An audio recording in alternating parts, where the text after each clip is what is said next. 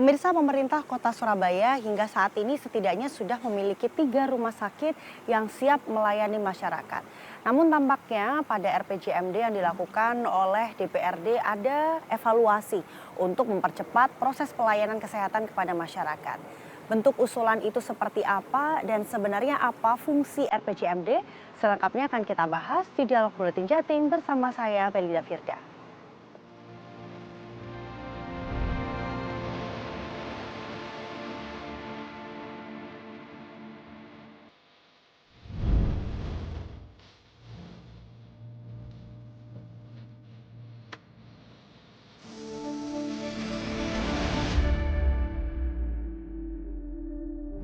Pemirsa, Dialog Buletin Jatim kembali hadir. Kali ini kita akan membahas terkait usulan untuk pengadaan helikopter ambulan.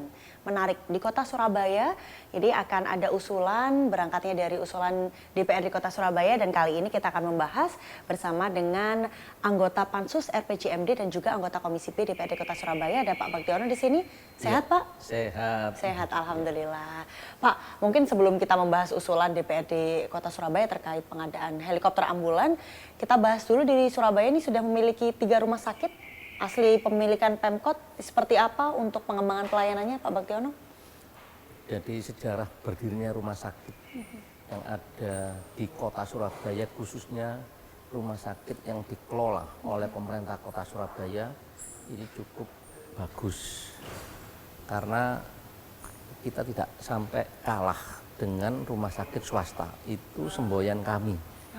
Jadi kalau dulu warga berobat di rumah sakit pemerintah atau apa, kan terkesan, wah pelayanannya tidak baik. Ya, anggapan minor gitu ya, Pak? Iya, terus perawatnya jahat-jahat. Kita semua menghilangkan itu.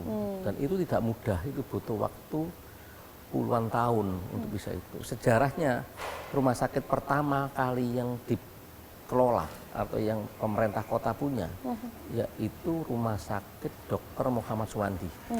Yang di Jalan Tambak Rejo, yang semula itu adalah puskesmas. Jadi semula puskesmas, jadi tahun 60, tahun 70, karena rumah saya dekat di situ, jadi kalau saya berobat dulu di situ. Puskesmas dulu? Puskesmas, jadi belum punya rumah sakit. Rumah sakit yang ada semua rumah sakit pemerintah Provinsi Jawa Timur, yaitu Rumah Sakit Dr. Stomo. Itu ada sejak zaman company. Udah lama? Udah lama, zaman Belanda, zaman penjajahan. Terus Rumah Sakit Karangtembok, khusus paru-paru, rumah sakit pemerintah provinsi. Ada rumah sakit yang cukup legend juga, tapi jangan sampai ke sana. Apa itu? Rumah Sakit Jiwa Menur. Iya, jangan sampai ke sana. Itu walaupun juga iya, walaupun gratis jangan ke sana. Ada rumah sakit yang dibangun juga masa Orde Baru. Rumah Sakit Haji. Oh iya, itu juga lama. Jadi bukan untuk waktu haji, dulu memang dipergunakan untuk pemeriksaan haji, tapi sekarang Rumah Sakit Umum Haji. Nah, pemerintah Kota Surabaya baru mempunyai Rumah Sakit Dr. Muhammad Suwandi itu menjelang reformasi. Tapi rumah sakitnya biasa-biasa saja.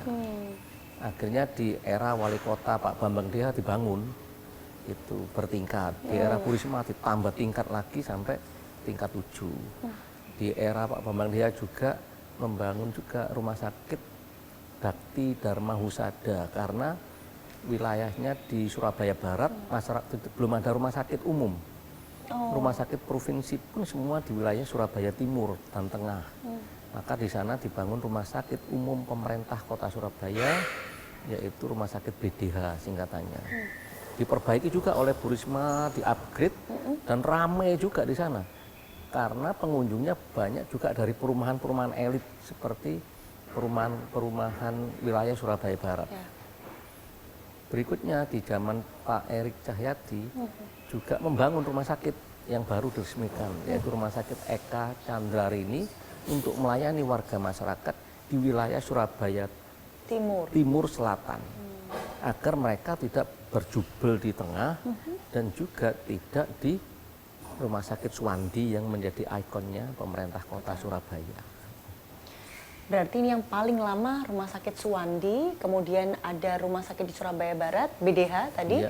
kemudian yang terbaru adalah Eka Candrarini. Betul. Sejauh ini, kalau dari penilaian DPRD Kota Surabaya, pelayanan 3 rumah sakit ini seperti apa? Kalau Rumah Sakit Eka Candrarini kan baru 3 bulan. Itu belum seramai Rumah Sakit Dr. Suwandi dan Rumah Sakit Bakti Dharma Husada. Jadi kalau rasio ini menurut versi Persatuan Rumah Sakit Swasta Indonesia, itu rasio menurut Perserikatan Bangsa-Bangsa atau WHO, World Health Organization, itu satu kamar itu bisa melayani 1.000 orang rasionya. Tapi bukan yang sakit tadi 1.000, tidak, 1.000 orang, Ya. maksudnya 1.000 orang. Jadi mudah-mudahan sehat semua, Amin. jadi kamarnya kosong. Dan itu rasionya, tapi di Surabaya itu 1 bed dibanding 500. Karena apa? Ada rumah sakit lainnya, rumah sakit swasta juga. Oh ya. Ada puskesmas rawat inap, kalau di Surabaya ada juga. Jadi rasio itu. Maka, tapi masih perlu pemerintah ini menambah rumah sakit itu. Pemerintah. Kenapa? Makanya kemarin itu juga sempat kita diskusi dan kita sampaikan. Rasionya benar. Sudah memenuhi. Tapi siapa yang masuk ke rumah sakit swasta? Karena masih ada rumah sakit swasta yang belum bersedia bekerja sama dengan Program Jaminan Kesehatan Nasional atau BPJS. Maka warga masyarakat itu masih berobat banyak di puskesmas-puskesmas dan rumah sakit pemerintah. Kalau hari Senin atau hari setelah libur, kita bisa bayangkan. Kita cek di rumah sakit Dr. Muhammad Suwandi. Kita lihat di Rumah Sakit Bakti Dharma Husada atau Rumah Sakit BDH. Itu antrian cukup panjang. Dan bahkan sampai diberi tempat untuk antrian di luar rumah sakit itu. Artinya apa? Masyarakat masih percaya. Dan sekarang timbul kepercayaan penuh, dia berobat di rumah sakit swasta, rumah sakit pemerintah. Berarti sejauh ini, kalau Pak Baktiono melihat urgensi apa Pak kalau dibandingkan dengan rasio, kemudian kebutuhan rumah sakit, dengan usulan helikopter Pak. Jadi tampaknya cukup perlu kita tarik begitu. Ini korelasinya seperti apa? Kebutuhan rasio sudah terpenuhi dan masyarakat ini sudah percaya penuh dengan rumah sakit pemerintah. Yang penting masyarakat tadi percaya lebih dahulu. Dipercaya dari kalangan bawah sampai the have, orang yang mampu. Ya. Kenyataannya mereka berobat di rumah sakit itu kok. Kalau ada rekan-rekan kami, loh ternyata bagus ya rumah sakit BDH, rumah sakit Suwandi. Wah sini juga enak, bisa pakai BPJS kelas 1, bisa upgrade ke VIP, cuma bayar kamarnya saja. Itu masyarakat yang pernah berobat di situ. Tapi memang mayoritas melayani warga tidak mampu. Nah urgensinya apa? Dalam pansus berkembang, kok sampai kami mengusulkan helikopter ambulans ini apa? Kan gitu kan? Dari Rumah Sakit Bakti Dharma Husada atau Rumah Sakit BDH Surabaya Barat, itu kalau kita perjalanan biasa, itu minimal dari gedung DPRD Surabaya ini, minimal itu 1 jam, 1,5 jam bisa sampai sana. Kecuali malam hari, jam 2 malam, itu bisa 1/4 jam. Ya kan? Nah, warga yang sakit itu kan kapan bisa dirujuk kan tidak tahu. Ya kan? Kapan kedaruratan dari pasien itu juga tidak tahu kalau tidak hasil pemeriksaan. Kalau normal, seperti biasa gini, siang atau malam, itu sampai menuju ke kota, itu perlu waktu 2 jam. Baik. Ini laporan dari rumah sakit. Baik. Nah, rumah sakit BDH akan dibangun nanti sampai 12 lantai. Baik. Maka kami usulkan pasang helipad. Baik. Tahan dulu Pak Baktiono, ini tampaknya menjadi penjelasan cukup panjang, alasan perjalanan yang cukup panjang ini menjadi usulan. Tapi apakah realisasinya ini bisa diwujudkan? Pemirsa jangan kemana-mana, tetap di Dialog Buletin Jatim.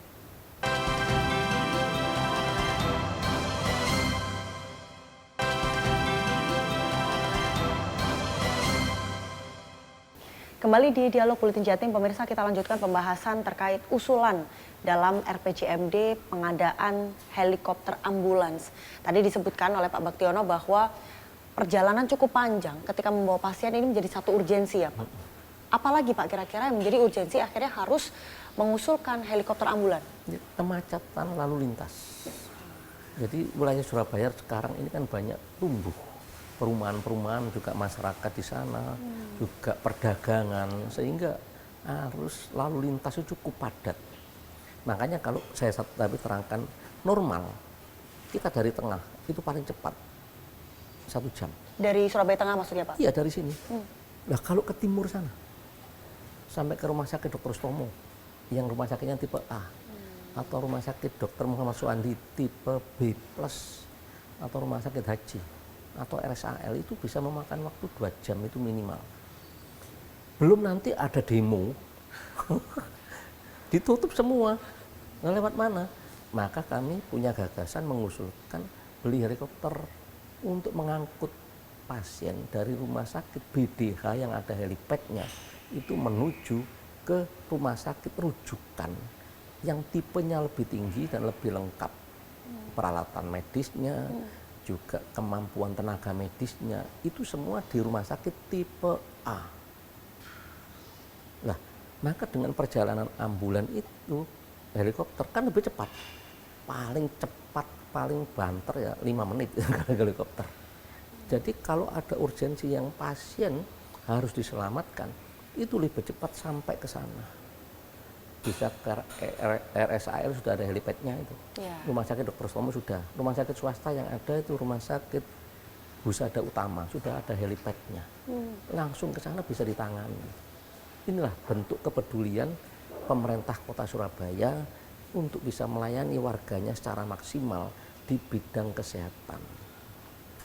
Tapi kalau melihat usulan ini tampaknya sangat urgent gitu ya Pak Bagtiono. Apakah sebelumnya sudah ada case-case contoh bahwa akhirnya perjalanan yang jauh ini menghambat pasien yang dibawa dari rumah sakit BDH? Pasti ini kan masukan dari para direktur-direktur tadi. Dan kami waktu lihat di sana, itu dokternya juga gitu. Yang rumahnya dia di Surabaya Timur, dia ke barat, itu juga makan waktu 2 jam. Bayangkan mereka kalau PP itu 4 jam kan, berarti kalau pulang. Nah dia di sana itu melayani berapa jam.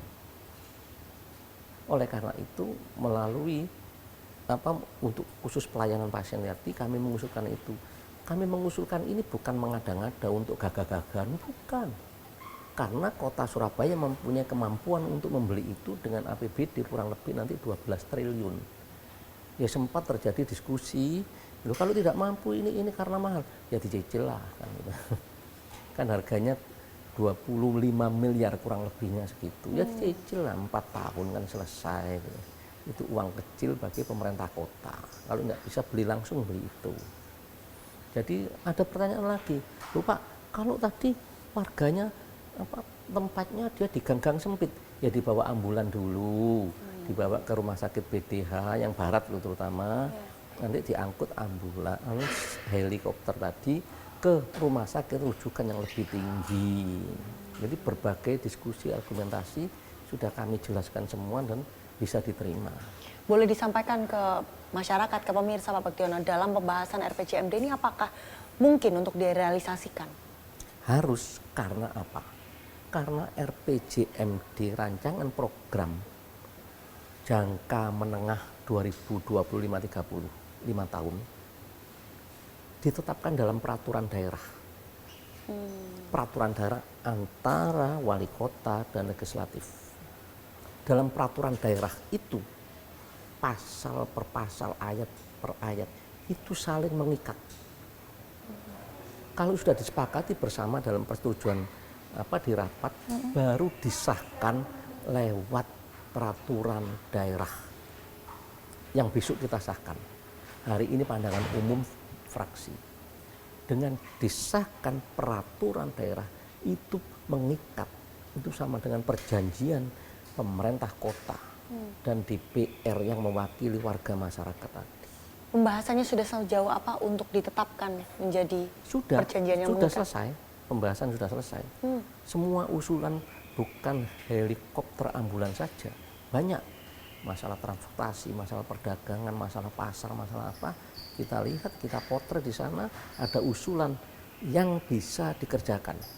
Bukan visi hanya ilusi, tapi visi bisa jadikan misi dan hasilnya bisa dinikmati oleh warga masyarakat. Dan bisa direalisasikan gitu ya.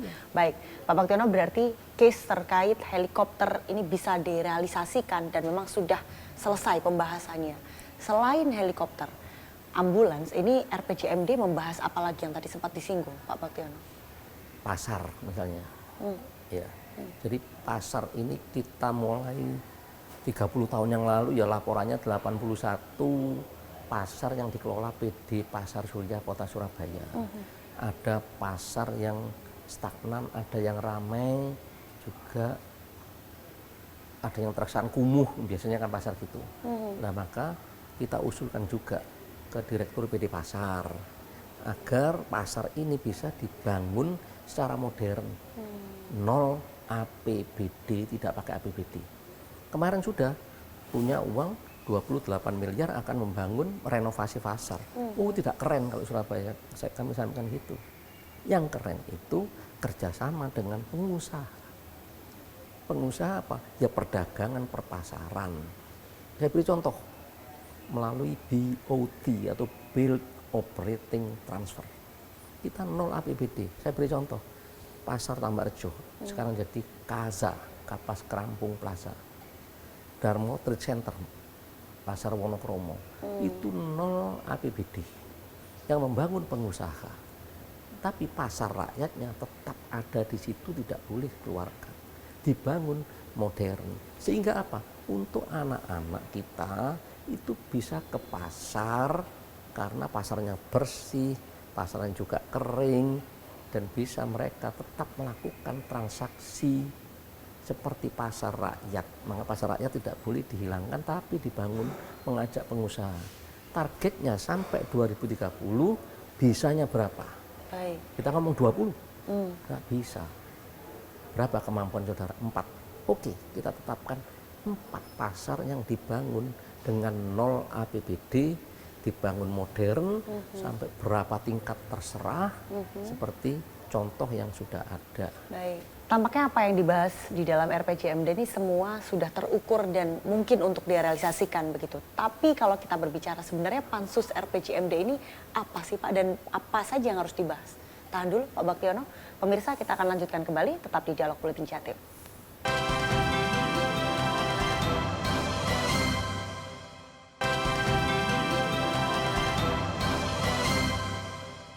Pemirsa, kembali di Dialog Buletin Jatim.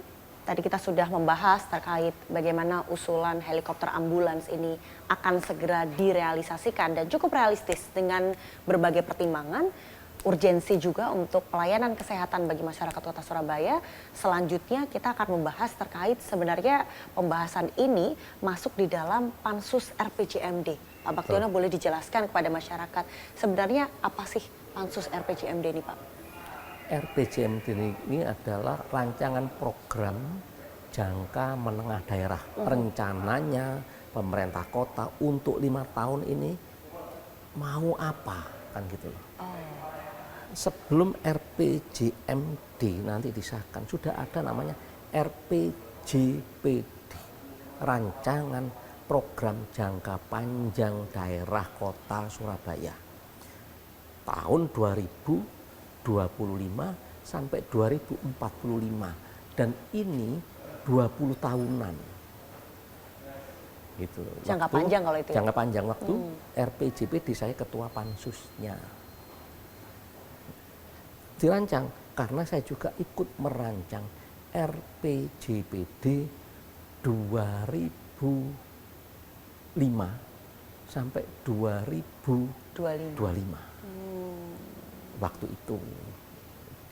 Terus kita membahas lagi RPJPD tadi. RPJPD di breakdown 5 tahunan menjadi RPJMD. Jadi ada program yang 20 tahun, ada program 5 tahunan. Isinya tadi termasuk itu, tapi tidak boleh lepas dari RPJPD. Contoh singkat dalam RPJPD. Kita tarik mundur tahun 2000. Tahun 2000, usia harapan hidup atau angka harapan hidup atau warga Surabaya hidup di sini itu 62 sudah out of date atau dipanggil yang maha kuasa. Rata-rata umur 62. Apa ada yang lebih? Ini rata-rata. Di Jepang waktu itu kita lihat 72. Jepang. Tahun 2024 usia harapan hidup menjadi 73, sekian. Artinya? Naik. Artinya apa? Naik. Orang Surabaya umurnya tadi lebih panjang. Nah, kenapa lebih panjang kan gitu daripada era Orde Baru? Ya, karena dibangun, tamannya dibangun, sehingga udaranya bersih, nyerap udara bersih, rumah-rumah kumuh dibangun, infrastruktur dibangun, tidak becek, tidak banjir, penyakitnya tidak banyak. Rumah sakitnya digratiskan, puskesmasnya digratiskan, aksesnya dipermudah. Jadi warga mempunyai hak juga. Dulu kan saya sampaikan tadi, enggan dia berobat di situ. Sekarang dia berbondong-bondong di situ. Surabaya itu memulai itu. Pendidikannya dulu wajib belajar 12 tahun gratis, sehingga bisa menghemat. Kalau SD misalnya tadi berapa itu? Kurang lebih 80.000 per bulan gratis, SMP-nya 120.000 gratis, SMA, SMK 150-an gratis, kuliah gratis kalau di negeri. Jadi kalau di total warga Surabaya itu bisa menghemat ini sampai 200.000 tambah 150.000, 350.000 kalau SMA, SMK. Minimal sudah bisa menghemat pengeluaran segitu, tidak pusing-pusing mikir SPP. Jadi pikirannya lebih tenang, tinggal cari makan dan bekerja, itu tanggung jawab pribadi manusia. Pemerintah sudah banyak membantu. Sudah memberi itu. Dengan berbagai program. Berobat, ya tidak bayar. Jadi mereka kan lebih tenang. Udaranya bagus. Dulu tahun 2000-an udara pasti jelek, sangat jelek. Kalau malam sedang. Sekarang coba lihat indikator itu, sekarang zamannya viral, zamannya itu realistis. Dipasang sensifera untuk apa? Ya menyerap langsung karbon dioksida itu, sehingga angka harapan hidup tinggi. Tahun 2045 sudah kita pasang itu 84 sekian angka harapan hidup warga kota Surabaya. Karena apa? Alasan yang macam-macam tadi diperbaiki gitu. Pak Baktiono, singkat, ini terkait dengan RPJMD 2025-2030. Betul. Ini fokus pada pembangunan kota yang berkelanjutan. Singkat saja, realisasinya dan harapannya untuk masyarakat kota Surabaya kan seperti apa, Pak Baktiono? Berkelanjutan tadi itu contoh di era Pak Bambang Deha, semua programnya dilanjutkan, bukan di-cut oleh Bu Risma. Di era Bu Risma dilanjutkan oleh Pak Erik, tidak dieliminasi. Contoh, pembangunan box culvert di Sungai Banyu Urip kota Surabaya. Itu di era Pak Bambang Deha. 1 dekade tidak selesai. Karena cukup panjang, gorong-gorong sungainya itu ada 6 sampai 8 meter. Ditutup, tidak menggusur warga. Warga jadi tenang, ya kan? Tidak was-was. Otomatis harapan hidupnya tinggi. Diteruskan oleh Bu Risma, belum selesai karena panjang dan biaya tinggi. Pengerjaan aja pun 10 tahun sampai 20 tahun belum selesai. Itulah berkelanjutan, salah satu itu. Sampai Pak Erik dilanjutkan. Berkelanjutan apalagi? Pak Bambang menetapkan sekolah gratis. Bu Risma menetapkan juga perda tentang wajib belajar 12 tahun. Waktu itu kami buatkan perda inisiatif. Berkelanjutan, ditambah juga beasiswa. Oleh Pak Erik ditambah beasiswa dari 200 menjadi sekarang 3.500 untuk kuliah gratis yang masuk di perguruan tinggi negeri. Berkelanjutan. Kesehatan melalui program namanya UHC, Universal Health Coverage, dilanjutkan. Itu berkelanjutan, pembangunan semua berkelanjutan, tidak ada Jangan seperti di era pemerintah pusat. Bu Mega merancang sambung menyambung pulau jadi satu, baru yang ada di Kepulauan Riau setelah ganti pemerintahan nggak dilanjutkan. Baik. Surabaya Madura sudah disambung pancang-pancangnya, tinggal nyambung, mau tidak dilanjutkan. Akhirnya warga Madura mau mendirikan provinsi sendiri, mau itu, akhirnya dilanjutkan. Jangan gitu. Ya. Kalau tadi pembangunan berkelanjutan yang bagus, terus dilanjutkan. Kalau kurang bagus, evaluasi, dilanjutkan ke lebih bagus. Inilah kota yang membangun secara berkesinambungan dan berkelanjutan. Terima kasih banyak Pak Baktiono untuk dedikasinya dan upaya mensejahterakan masyarakat Kota Surabaya. Kayaknya lebih banyak lagi pemirsa yang lebih pengen hidup di Surabaya kalau melihat banyak program-program yang fokus untuk mensejahterakan hidup masyarakat. Buktinya apa? Banyak warga yang antri menjadi penduduk Kota Surabaya, cuma tidak bisa. Itu dia. Terima kasih banyak Pak Terima Baktiono. kasih. Semoga apa yang dirancang di RPJMD ini bisa direalisasikan dan manfaatnya bisa dirasakan oleh masyarakat Kota Surabaya. Pemirsa, demikian dialog Buletin Jatim kali ini. Saya Belinda Firda mewakili seluruh kru yang bertugas mengucapkan terima kasih dan sampai jumpa. Pak, terima kasih banyak ya Pak. Duh, luar biasa ini.